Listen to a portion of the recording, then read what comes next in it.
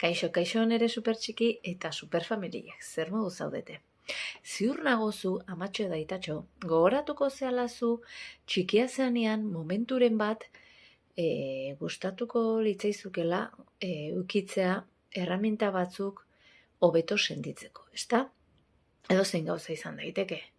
Demagun ni oroitzen dut, ni txikia nintzenean pasatzen ditula momentu batzuk seguridade falta, ulermen falta, eta horrek oso bakarrik sentitzea ondoria hori izan, bakarrik sentitzea, eta esan nahi dut rekursorik gabe, bai?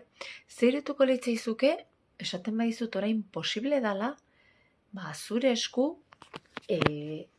erraminta batzuk ikastea eta zure seme-alabei erakustea.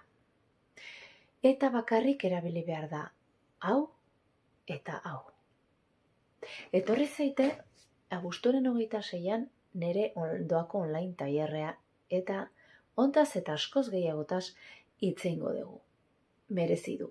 Venga, mezu bat bidali.